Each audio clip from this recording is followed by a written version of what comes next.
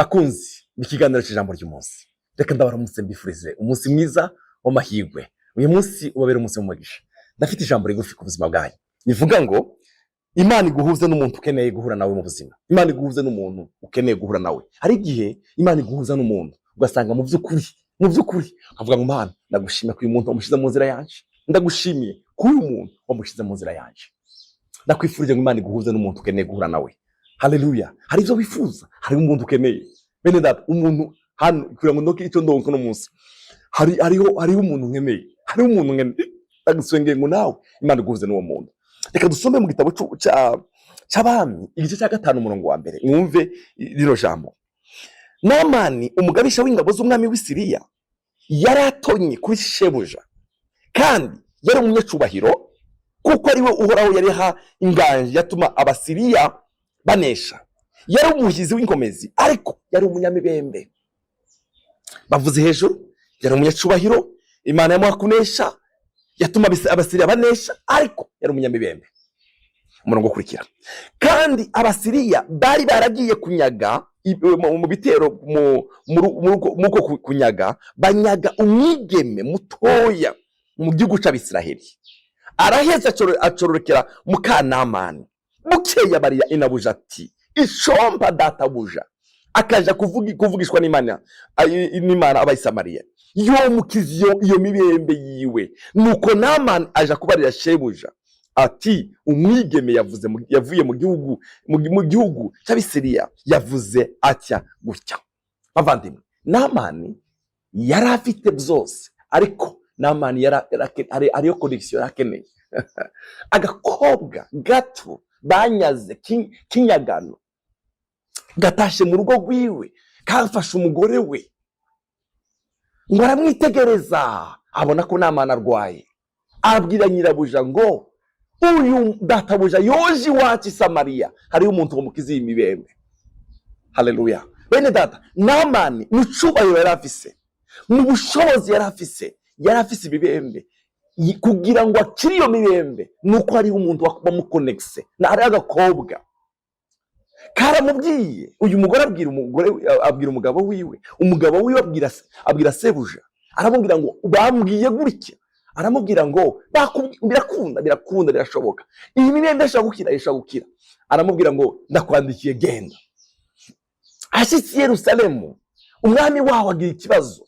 Uyu muntu ninde wo gukiza iyi mibembe hano? Elisa mutumaho. Ntibanabonye na Elisa yamutumye akiri ku muryango, genda uje kwibira kuri Yorodani inshuro 7. Iyo mibembe imuvaho. Bavandimwe, Namani yakijijwe. Urakeneye umuntu, urakeneye Imana iguhuze n'umuntu. Hariho umuntu ukeneye muri buno buzima. Ndagusengeye ngo Imana iguhuze nawe.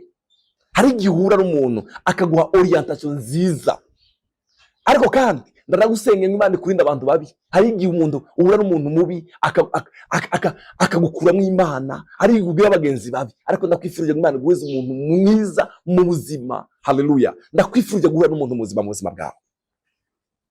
Namani yakijijwe n'uyu mukobwa. Igitabo cy'Abami ba 2 igice cya 4 umurongo wa mbere. Bukeye haza umugore kuri Elisa, umugabo wiwe yari uwo mu bigi by'uvugishwa n'Imana. Aramutakambira ati umusabyi wawe ari umugabo wanje yarapfuye, kandi urazi ko yubaho Uhoraho. None utwishuza araje, kandi agomba gutwara abahungu banje bombi ngo abagire abagurano biwe. Uyu mugore yari afite ikibazo gikomeye. Umugabo we yubahaga Imana arapfa, amaze gupfa asigara mu ideni. Uje kumwishuza aramubwira ngo jewe nta kindi nukumbi kunyishura ideni cyangwa ngatwara abahungu bahawe bakaja kubabasha banje bakankorera.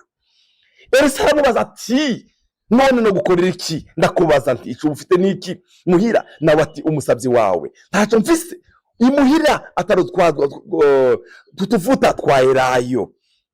Aramwishura ati genda urabe ibyo utira mu babanyi bawe bibiri gusa, kandi ntutire bike, uheze winjire mu nzu wiyugarane mwe n'abana bawe. Ayo mavuta uyasuke muri ibyo bintu byose, ikintu cyose uko cyuzuye urahabe aho gitereka. Mureke mbabwire, uyu mugore yagize umugisha guhura na Elisa. Hari igihe uhura n'umuntu ubuzima bwawe bugahinduka. Uyu mugore bari baje gutora abana biwe. Haleluya. Mukundwa, reka nkwifurije ngo nawe ubinyishuye abandi. abandi bagira umugisha ku bwawe, abandi banezerwa ku bwawe.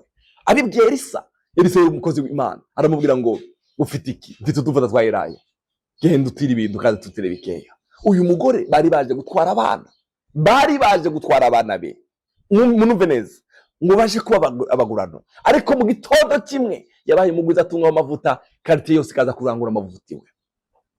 Amen. Bene data, Imana iguhuza n'umuntu ashobora kukubera inyishu. Imana iguhuza n'umuntu ashobora kukubera inyishu. Amen. Umugabo witwa Ayineya yari amaze imyaka 8 avundira mu buriri, niko biriye Kirundi ivuga. Petero ageze iwabo, haleluya, ngo asanga amaze imyaka 8, aramubwira ngo Ayineya we, vyuka, umwami Yesu aragukijije. Uwo mwanya arahaguruka. Bakundwa, hari igihe Imana iguhuza n'umuntu, ikibazo romana imyaka 8 kikarangira, ikibazo romana imyaka 20. Haleluya, ndakwifurije Imana iguconnecte n'umuntu wingira akamaro mu buzima bwawe.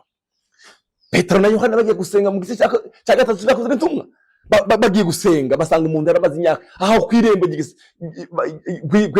y'urusengero. Baramubaza ngo mutabasaba amafaranga. Petero avuga ngo ifaranga ntazo dufite, ariko icyo dufite turagiguha mu izina rya Yesu Kristo. Abo bantu bagenda n'izina rya Yesu. Imana iguhuze n'umuntu mu buzima bwawe. Hari abantu banenda kwifuriza guhura nabo. Umuntu wa mbere, umuntu ashobora kuguhuza n'abandi. Hari igihe umuntu, Imana iguhuza n'umuntu ashaka kuguhuza n'umuntu. Urashaka kuba ufite ikintu, ukeneye ikintu, udafite inzira, ariko umuntu akakubwira ngo je kino kintu singishoboye, ariko naka aragishoboye. Umuntu ashobora kuguconnecta n'abandi.